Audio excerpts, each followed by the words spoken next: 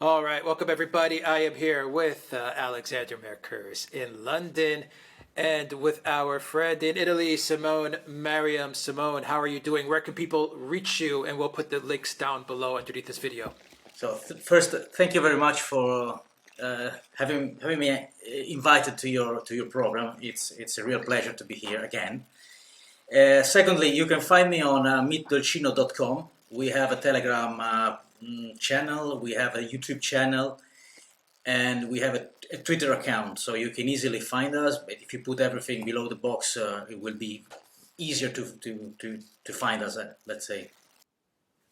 All right, we'll put everything in the description box down below. Alexander, we have a lot going on in Europe. We have a lot going on in Germany, and what's going on in Germany is going to affect Italy. It's going to not please Draghi, perhaps. We'll see how Draghi reacts to what's going on in Germany with regards to interest rates. We have Nord Stream 2, which is also going to be affecting Italy as well.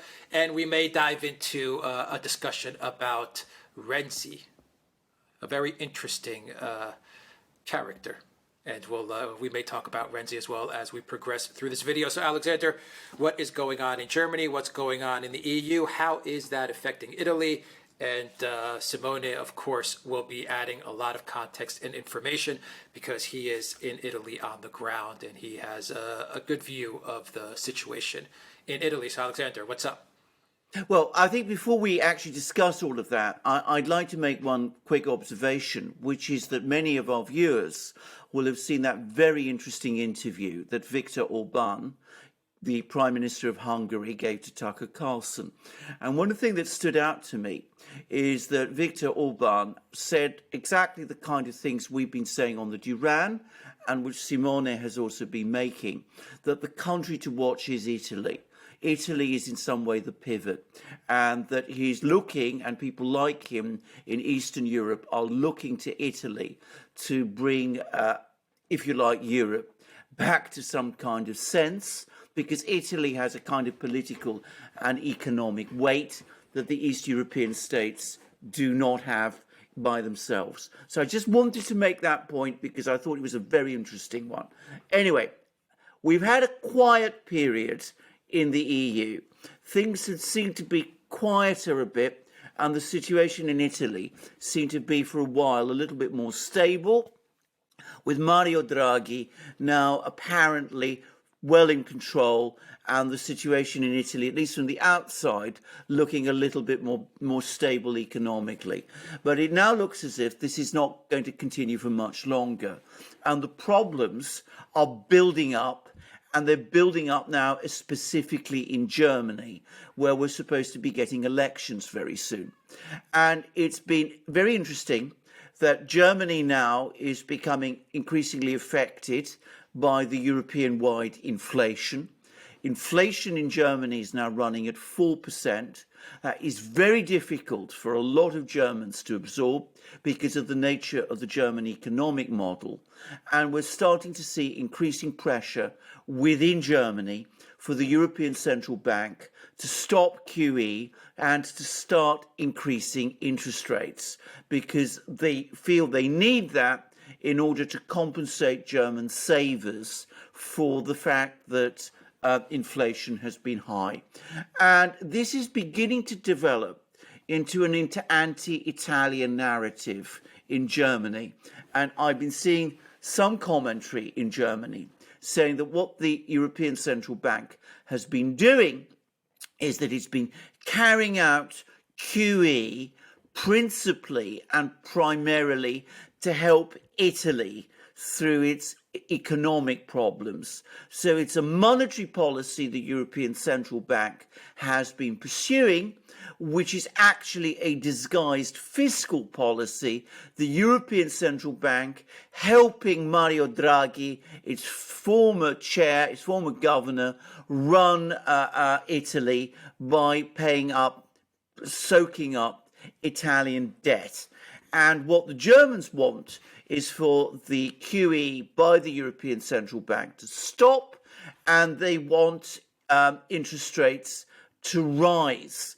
And I think this pressure might very well succeed, in which case the big question is, where does that leave Mario Draghi and where does that leave Italy? So that's, it seems to me, a problem which is now emerging. If you follow German commentary, you can see it. The Germans, in effect, are blaming Italy for their inflation, and they want to pursue an anti-Italian policy in order to bring their own inflation down.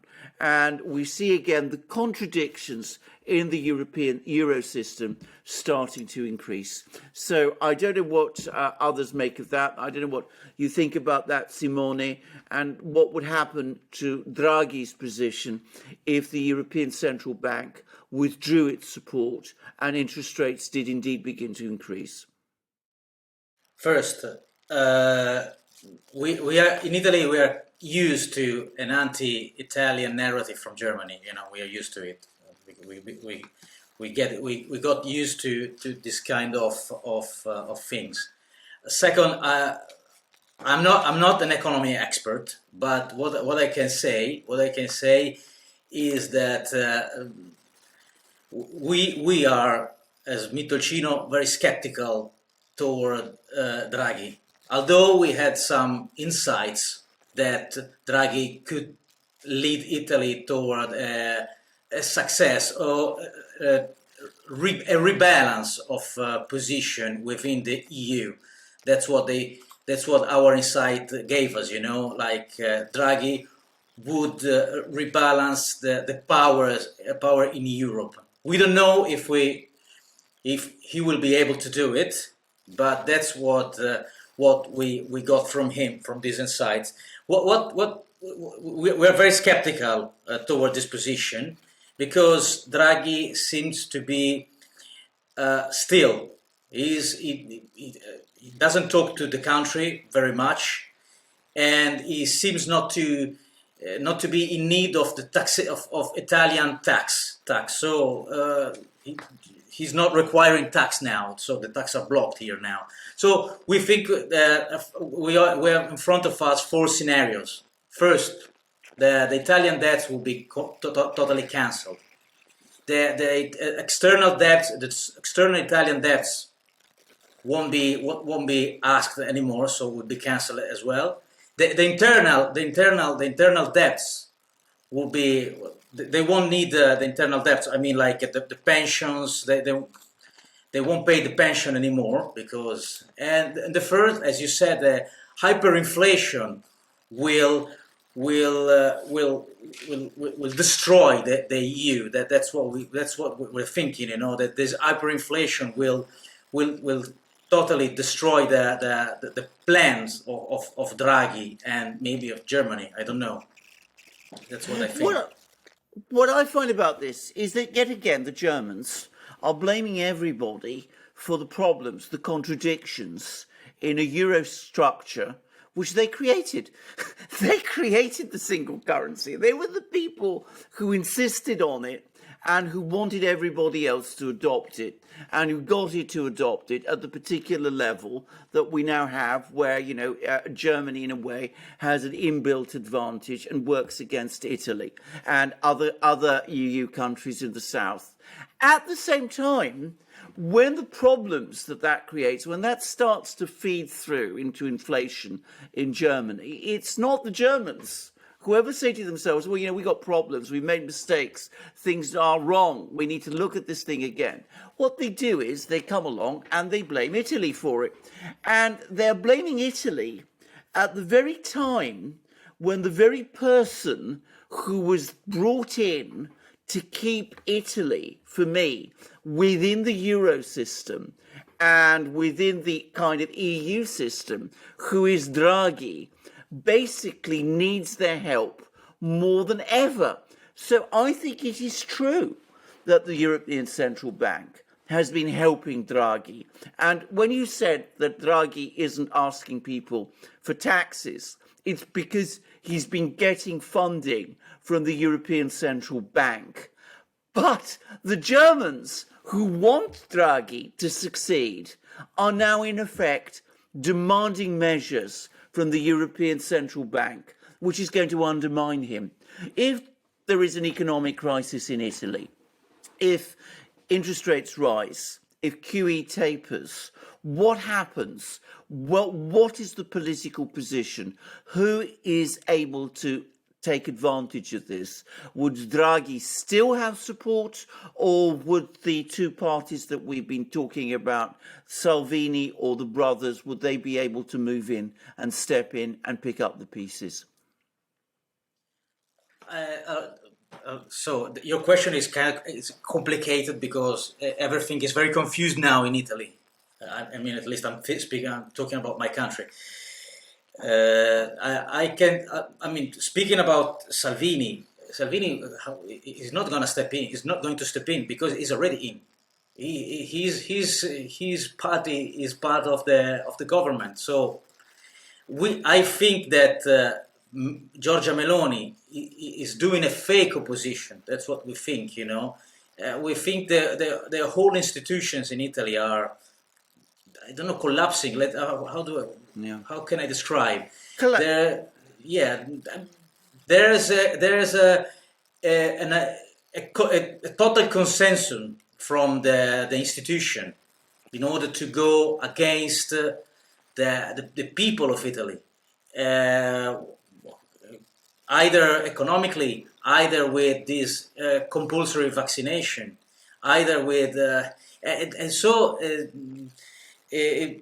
to me, it's very hard to see Giorgia Meloni and Salvini stepping in and change the situation. I don't know how the situation can change. I don't have an answer for that. I know there's a great confusion here in Italy. I don't want to exaggerate, but it's creating let's call it a state of police, because the police is stepping in now and they're trying to divide the country in vaccinated people against unvaccinated people, and this is the way they're doing. So I don't know how this will end. I'm optimistic, but I don't think it will end in a good way, let me say. Do you think if there is an economic crisis, we will see even more authoritarian responses? Because it seems to me that, you know, you have a technocratic prime minister who nobody elected. Let's not forget that, you know, he didn't come to power as a result of an election. He came to power as a result of political maneuvers.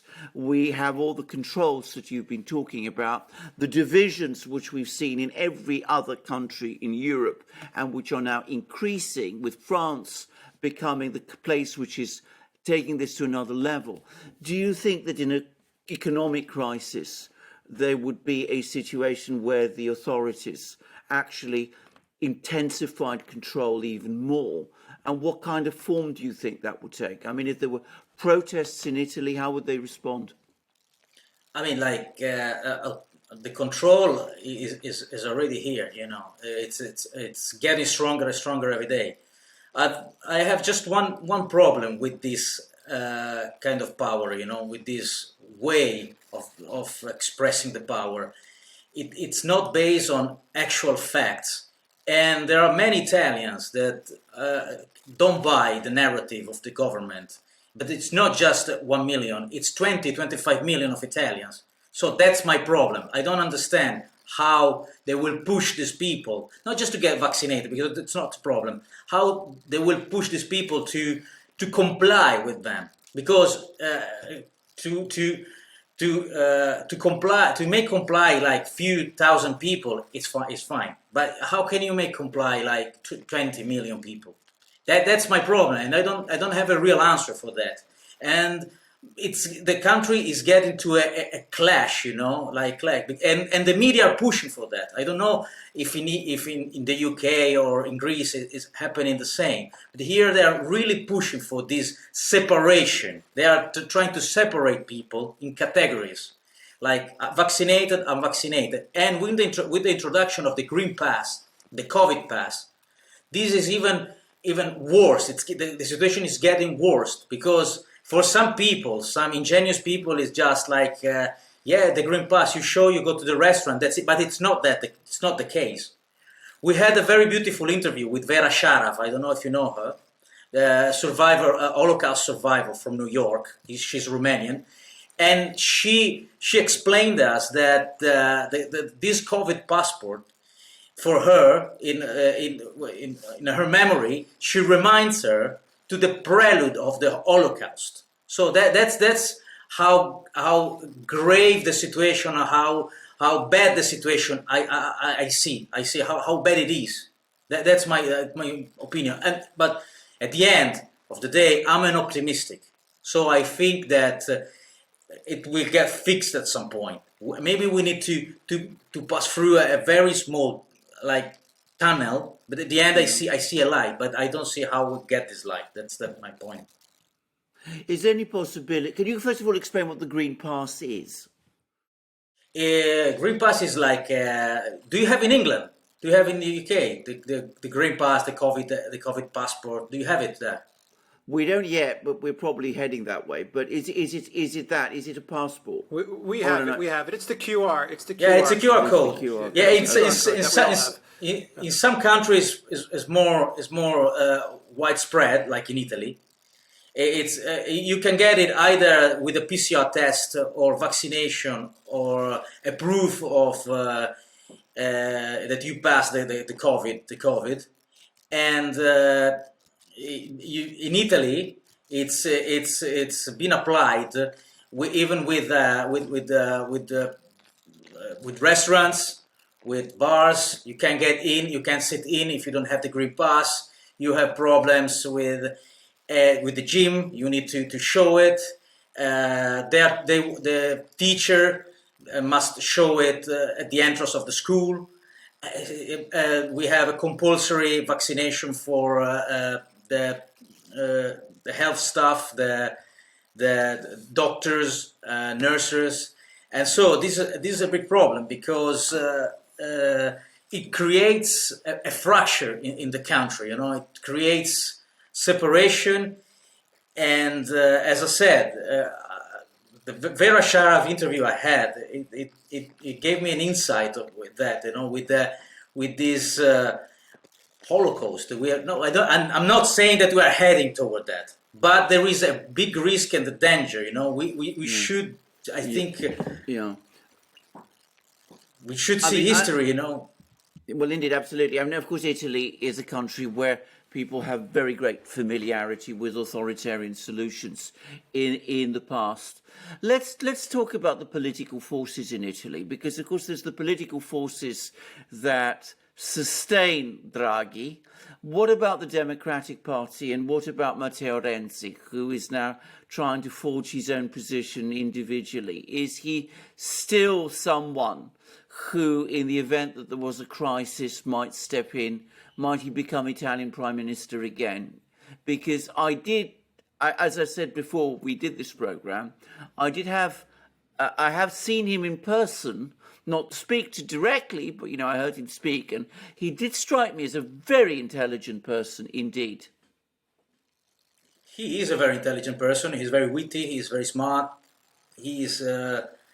But he's using his intelligence not for the good of the country, but for the good of himself, his friends, and his acolytes. That's what they think, That's not what they think. That's what most Italians think. And I don't think he will be prime minister again, because his party is too small, and he provoked the crisis of the government in the Conte's government. In the middle of the pandemic, probably he did that because he had an urgent, vital necessity to save his ambiguous political formation, Italia Viva. That the polls show below the fateful threshold of 3%, because he won't be re-elected if we go to election now, to the election. So. Matteo Renzi is, as you said, very intelligent, but he's not trustable at all, because he's a man of scandals. He had his family is full of scandals. You can check it out. I don't need to describe all his scandals. Otherwise, we stay here days and days, just to describe it, because describe that. I can say that he had like a problem with Monte dei Paschi di Siena, like he has problem with insider trading. He had problem as a mayor of Florence, and he has the first thing that he has a problem with the constitutional referendum, but because when he was prime minister, a constitutional referendum was held in Italy on 4 December 2016. Voters were asked whether they approved the constitutional law that amends the Italian constitution to reform the composition and powers of the Parliament of Italy, as well as the division of powers between the state, the regions, and administrative entities. That was held by Matteo Renzi, was the one. When the no to the constitutional referendum won back in 2016, Matteo Renzi announced his resignation. And I quote what he's saying: "I take full responsibility for the defeat. I wanted to reduce the number of chairs. The chair that jumps is mine." And he promised Italian people to leave politics. But did he leave politics? No, he didn't. So he's still there. So I'm asking you: would you trust a guy? Would you trust a politician like this for your country? Would you trust him? Would you vote for him? Would you like to have him as a prime minister?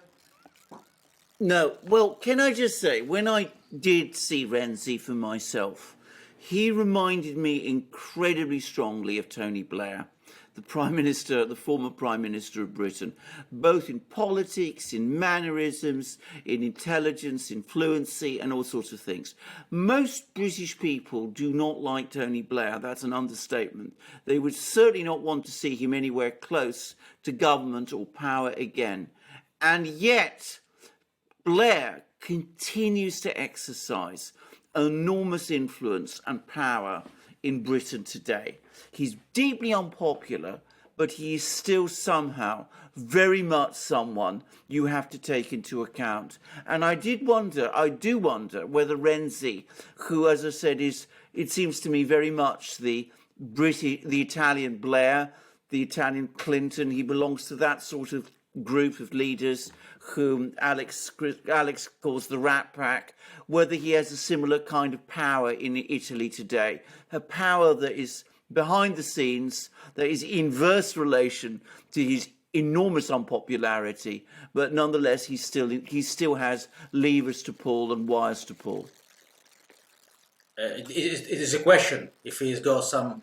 So I didn't get it. Are you asking me if he's got Yeah, he's got connections, if he's got influence and power behind the scenes. I mean, as I said, he's got a 3% party, and he was able to provoke a government crisis. So I think he had connection. We don't know what kind of connection, but he had connection. So because you can't do that if you have just such a small party. Above all, in particular, it's an ambiguous party because we don't know what stands for, I think it stands for himself, The party is built on himself, on him.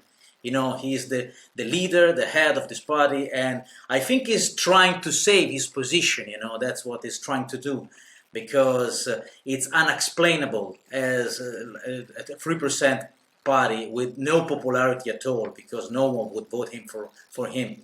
He's able to do all this, let me say, damage to the country. So he's somehow connected to some powers or something. Simone, can I just ask a simple question? It may be an obvious one, and it may be a question also which Italians might laugh at, but you say that he's been involved in lots of scandals. Has he ever been investigated? Has he ever been prosecuted? I mean, is that a possibility in Italy? Does that ever happen to people like him in Italy?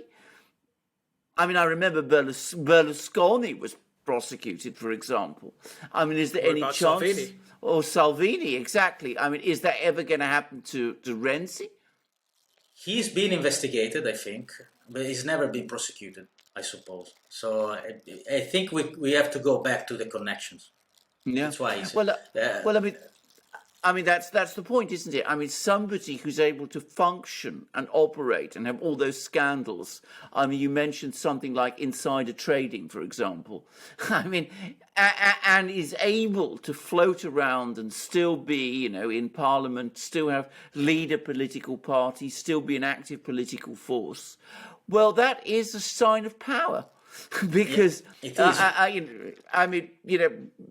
Normally, other people who don't have power, that kind of power, would find themselves the subject and target of investigations. I would add, by the way, the same is true of Tony Blair. I mean, Tony Blair was involved in all kinds of scandals in Britain. There was evidence that he'd provided honours, titles to various people in return for election funding for his Labour Party. But nothing ever happened. And it seems to me that Renzi's a little bit like that again. He's able to float in the political system, still exercise great influence, and at the same time, you know, he's not held accountable in any way, despite the fact that he is so unpopular. Yeah, that's the right. You made the right description of Tony Blair and Renzi, because the parallel between these two figures is very obvious, I think. What about Draghi? I mean, what kind of support does he? Is he simply a technocrat? Is he seen as simply a technocrat? Or is he a political force by himself? I mean, does he lead a political faction in Italy? I would like to answer you like I know who Draghi is. I don't know. Like it is a very cryptic. He's a very cryptic character. He, as I said, he doesn't talk to the country very much. He seems not to care about Italian people, Italian needs, and he doesn't have a party because he's a technocrat, and he's using the power of the Italian parties in order to be supported. You know, like there's just one party who is opposing, and is Fratelli d'Italia, Brothers of Italy.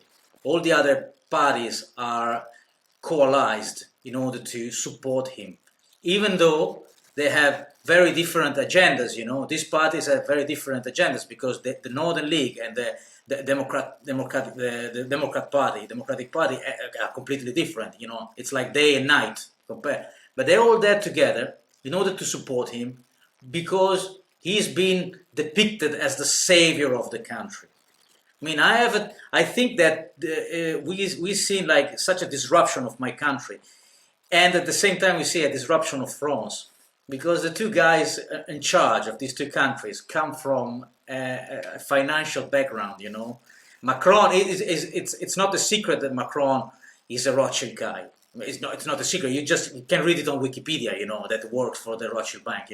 I mean, you don't have to make an investigation or like whatever secret. You know. And Draghi comes, I don't know, from the same background, but he comes from this big financial conglomerate that they're trying to rule the world now. Yeah. Is he in effect the EU's man in Italy? Did they arrange for him to be there? After all, he was the head of the central bank, the European Central Bank. Did they parachute him in to stabilise the situation in Italy? I think so. I think he's been put there because they'd like to rebalance power within the EU.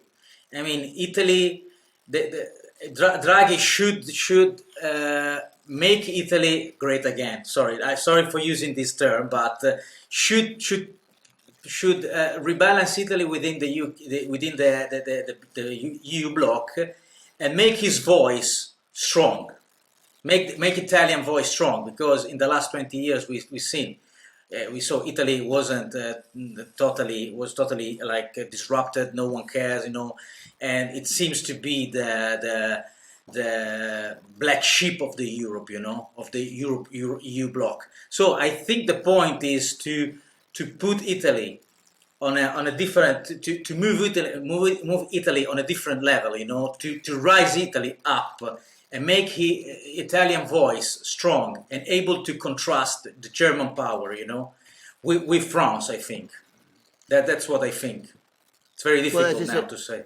Well, this is, as I said, what Viktor Orban was talking about. He's looking to Italy as the country that might come to support him. And Draghi, from what I can see, is there in Italy to prevent that happening. I mean, he was inserted in Rome as prime minister, as I said, through a very mysterious process, which has never really been explained, at least to us outside Italy, in order to keep Italy securely anchored within the Euro system.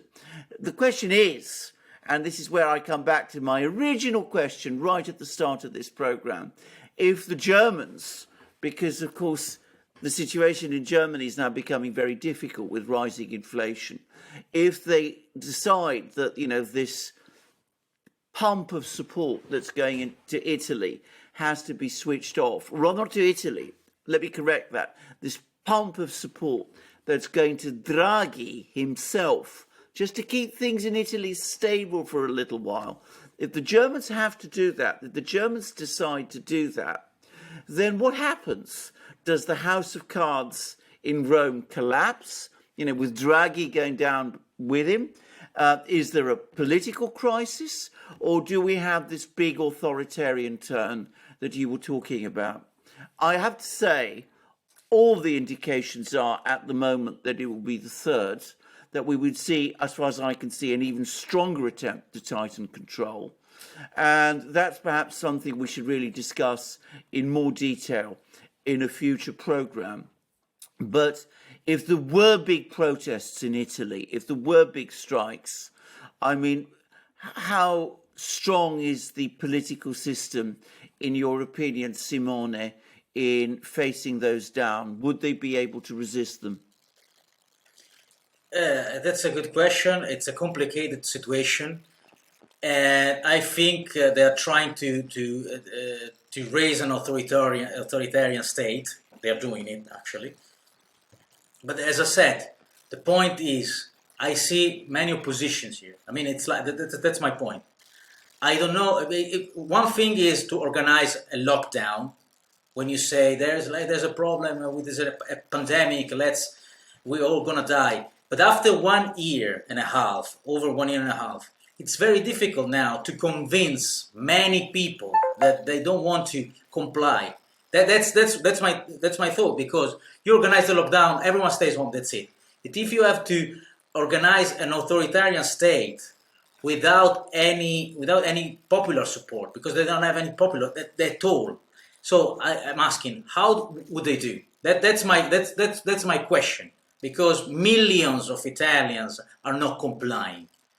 So we don't even know how the police or the army will answer, because with this vaccination we don't know. They all got injected, and we don't know the long-term effect. So we don't know what the police, the carabinieri would answer that. We don't know if they would stay on the side of the people or on the side of the government. We don't know. The situation is very, not just confused.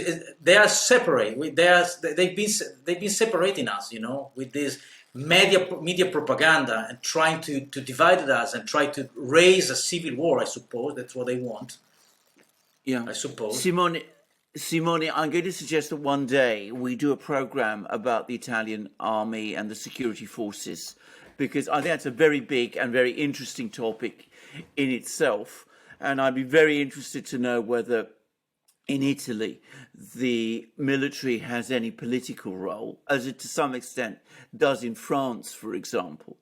But it's a subject that we really need to talk about.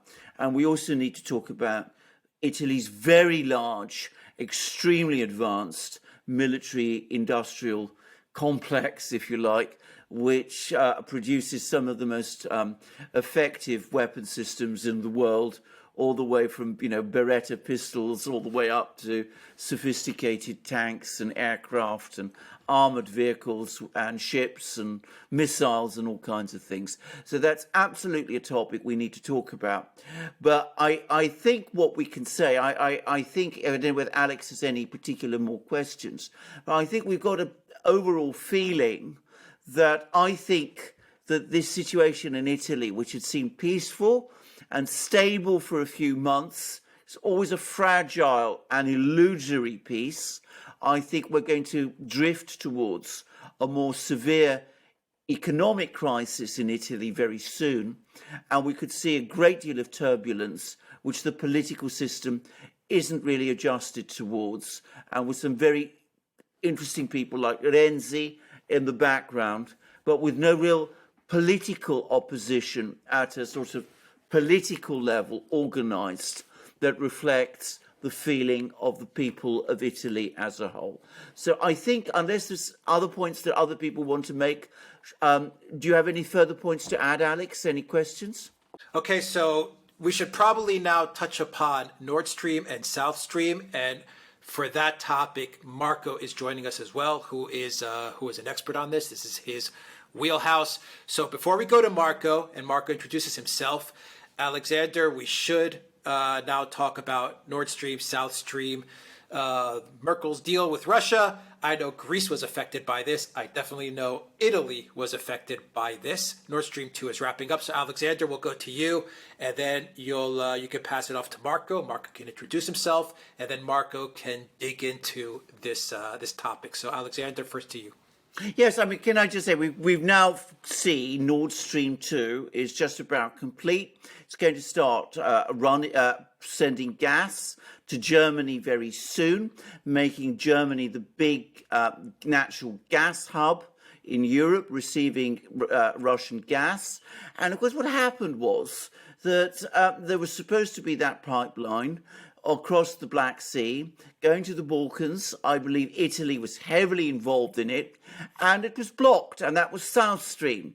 And South Stream was blocked because the EU, with German support, as I understand it, wanted to make South Stream subject to the third energy package, the EU's third energy package. The Germans said no. South Stream was blocked, but they made sure that Nord Stream was built. So I wonder how Italians feel about all of that. I wonder how they feel both about Nord Stream 2 and about the blocking of South Stream and about the way in which the Germans, in effect, played them and acted, as it seems to me, once again in their own interests, sacrificing those of everyone else. So over to you, Marco. And do you want to introduce yourself and tell us briefly who you are? Okay, absolutely.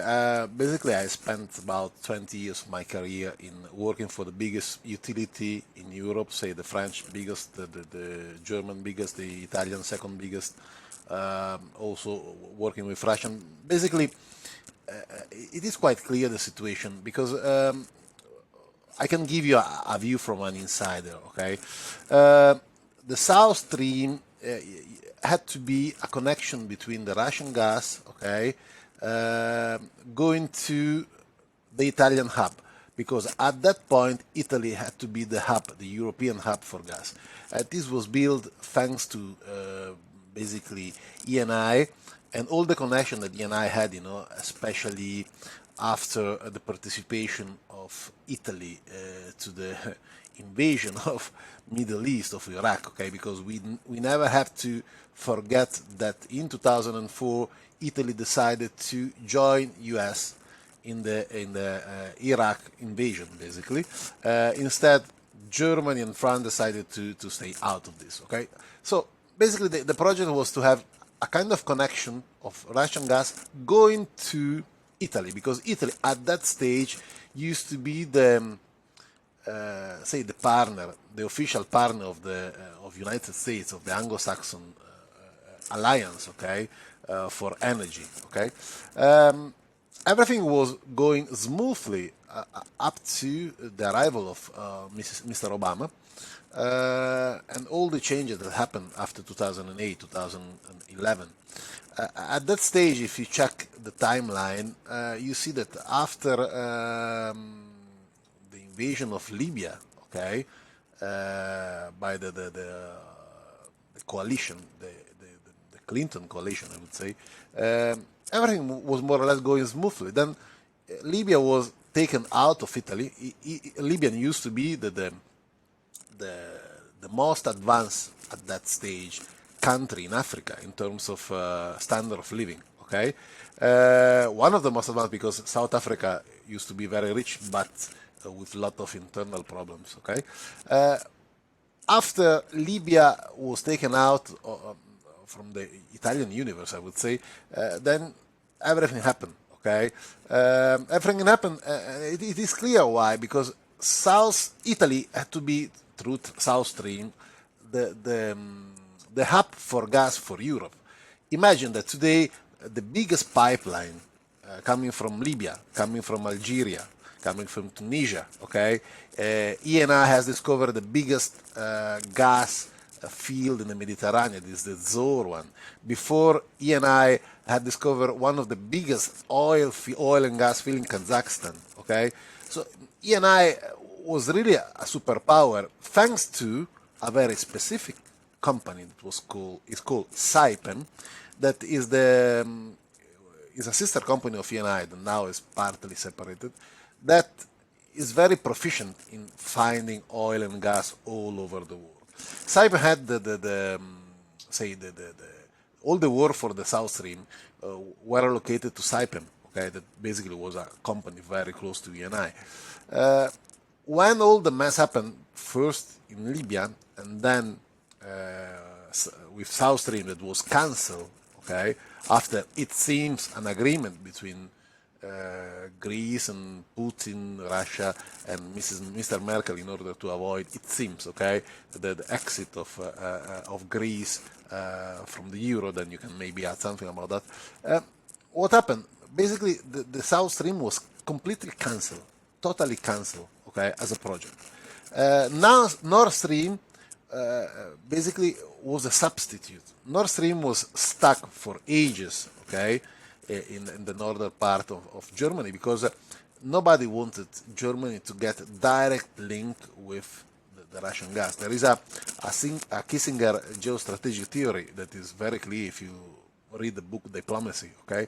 US should get involved in a war in Europe if there is an official link, economic link between Russia and Germany, okay? So now Stream represents really a very important piece of the puzzle, okay? Because basically now we have the link settled between Russia and Germany. And today, Italy is not having basically 90% of the gas coming from Africa. It is still important, Italy, okay, because you have gas from the Green Stream and the Transmed, but you have a lot of gas coming to Italy. But it is not today the sole container or hub of gas. In practical terms, what you see today is that Germany has the possibility of having two different sources of gas, okay? One coming from north and one coming from south, okay? In this way, you know, it can make an arbitrage between the two prices, okay? So it's more than strategic, okay, this supply, because it's not only a matter of having a separate source of gas, but also to being able to arbitrage between southern gas and northern gas. Italy has been cut off partially, because at least Italy still have, you know, the Libyan gas and Algerian gas and the African gas and so on, plus one very important regasification project that is owned by Exxon, okay, that is in the Adriatic Sea, that is is the biggest one in Italy. So Italy is still important, but it has lost the supremacy that was basically was considered, was born this supremacy based on the fact that Italy was the partner of United States. So when you have seen this cutoff, okay, so South Stream cancel and Nord Stream 1 and then Nord Stream 2, because Nord Stream was not big enough, you know, to support Germany, then what you really have to understand that something much bigger has happened. It's not only a matter of gas supply, it's just not a matter of arbitrage. It's a matter of geostrategic approach that today Germany can create a direct economic link with Russia. So it's a big stuff, big stuff. Because it was a big Absolutely. mistake. In my opinion, it was a big mistake on US based. US made a big mistake on this, because in this way now Germany has the real possibility to sever the link between Europe and United States. Interesting. Marco, two immediate questions. One is a very simple one, which is that you said that Germany will also become a hub of gas coming from the south. Is this Russian gas? Is this the gas that's coming from Turk Stream? That is one. And the other question, which is perhaps for me the more interesting one, is why did Italy let it happen? Why didn't Italy fight for its position with South Stream? Why did they let the Germans and the others close South Stream down so that Italy lost its position as a hub? I mean, one simple question, one perhaps rather more intricate. No, but I think it's a very straightforward. I can give you a very straightforward answer because now Germany having a huge amount of gas coming from the Nord Stream, they can choose between the southern gas, okay, the traditional Ukraine route, and then the Nord Stream, okay. So they can cherry pick, okay, the gas that they prefer, okay. Then they have the gas from with the UK link, okay, at the TTF. But now Germany has, say, 4 gas supply. Hello? 4 gas supply, because one is coming from, say, what is the connection with United Kingdom? The other one is, the one from coming from Scandinavia, okay, so from Norway, okay. The other one is Nord Stream. Then there is a usual Ukraine link, okay. Then there is the south supply coming from Italy, that basically is the Green Stream and all the Mediterranean pipelines, okay. And now we have the Turk Stream, possibly. So the other gas that is the project is to supply Europe through Turkey in order to take the Qatari gas, that is also Iranian gas, because it's the same field, okay, into Europe. That this should come through something that was related to the Nabucco gas stream or something similar that what has changed today. So basically, Germany now has several supply, okay, and they can cherry pick. This means, to being hub, okay, so being able to cherry pick the supply of gas. Why Italy decided to let everything going in 2011? Because as I told you before, the decision about South Stream and Nord Stream happened after, okay, the Libyan affair, okay. So to understand when Italy was defeated, okay, you need to look to 2 factors, okay. The first factor is 2008. Italy was the sole country, the only one country in the world, say, Western world, okay, that had no bank saved by government money after the subprime crisis, okay. The reason is very simple. First, that Italy is very rich in saving, but then that the banking sector in Italy was quite, it was not as advanced as the Anglo-Saxon, okay, banking sector. So in that, considering this, Italy was not betting money, okay, in strange product, okay, hybrid product, based on subprime. The result was that no banks had to be saved by Italy, by the Italian government, with public money, with one exception, okay. The exception was the Austrian subsidiary and German subsidiary of Unicredit, Hypo Vereinsbank, Banco Austrian Kreditanstalt, okay. These 3 banks were heavily involved, and Unicredit was the holding company. Then Unicredit, strange enough, guess who was saved, okay, the Unicredit at that stage, was the Libyan National Bank. So the Libyan National Bank saved the only systemic Italian bank, not due to Italian, say, speculation, but Austrian and German speculation on subprime. Okay, basically Unicredit was saved by the Libyan National Bank, so by Gaddafi. Okay, the same thing that has happened in 1976, if I remember well, when Fiat was saved by the Libyan government. Okay. What happened in 2008 was really a shame for the financial sector, also for the United Kingdom, because, okay, Italy, the stupid, okay, on the financial terms, Italy, okay, that made no mistakes in the subprime, okay. So I think that to understand why Libya was allowed to be beaten, okay, to be taken out from the Italian influence, okay, was based on the fact that nobody was really willing to allow Italy to be the only country not to have a problem by the subprime, okay, caused by the subprime crisis. For your information, the mother of Mr. Gaddafi used to be Italian of origin, okay? Nobody was saying that, okay, but it was a masterpiece of the First Republic in Italy to create this kind of strong link between Italy and Libya. So, just to make a long story short, to understand what happened first with Libya, that is the big part, okay, and then with the South Stream, that basically was a consequence, okay, you need to understand. You need to start from the subprime, and you need to start to realize that in 2011 there was an attack to Italy, okay, for many reasons, okay. I would also say that the Democratic, say Mrs. Clinton was not so friendly with Mr. Berlusconi.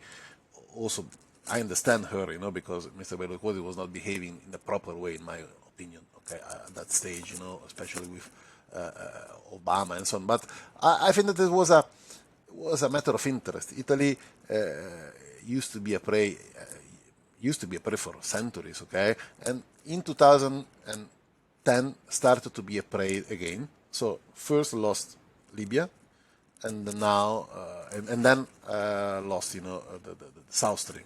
And today, after 10 years, I think that we are in the verge of something much more problematic. Gosh, well, this is all extremely interesting. So, in effect, what happened was, because of the way the financial crisis played out, Italy found itself in a situation where it wasn't or didn't feel able to fight to protect its interests, either in Libya or with South Stream. So all of these things are, in a way, connected to each other. Mm-hmm. How do Italians feel about Nord Stream 2? Is there a lot of bitterness and anger about Nord Stream 2 in Italy at the moment? Is this something that the Italians feel, should never have happened? Did they oppose Nord Stream 2? The problem about Italy is that, as you can see today with the vaccination and so on, Italy is a country where the people has not a lot of power. Okay, so even the constitution, the Italian constitution, crazy enough, if you are a private citizen, you cannot access the constitutional court. Okay, only the state can access the constitutional court on your behalf. Okay, it's something that even in the Spain of coming from Franco is not happening. Okay, so before 1992, Italy had a very strong political system that was a shame that, say, after Tangentopoli was considered corrupted. Okay, clearly there was a corruption, but guess what? Every country there is corruption. Okay, the difference is to publish this in the main newspaper saying, okay, everybody's corrupted. No, it's not true. Somebody's corrupted though, but the system was working very well. If you look how rich was Italy, the Italian people in 1992, it was incredible. But just to answer your question, no, in Italy today nobody is realizing that. Nobody is really caring to that. Okay, Italian industry. If you see the industrial sector, many companies are now have been sold, to external countries. Okay, even Fiat. Okay, today Melfi, that is the biggest car producer now sold to France is closed, okay, due to lack of chips and components. I would like to check if the French producer of Peugeot, that now is the owner, are working or they are stopped as Melfi. So it's a matter of interest, okay? But the big point is that what I see is that the Anglo-Saxon, okay, world has lost completely sight, because after 2011, what happened to Italy that has not absolutely realized on a people level what happened, okay, is that company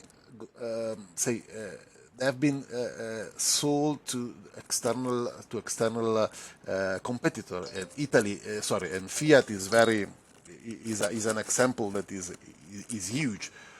And then the quality of life of Italian people has decreased a lot. But the Italian people is not able to realize that this is related to what Nord Stream represents. Okay, that's the point. And today the government that we have in Italy, I'm living abroad, okay? So what I can see from abroad, but very close to Italy, is that there is no industrial strategy that aim at defending the wealth that is really the value creation, so the industry in Italy. So the simple answer that nobody is really realizing what's happening. They will realize when Italian pension system cracks, okay?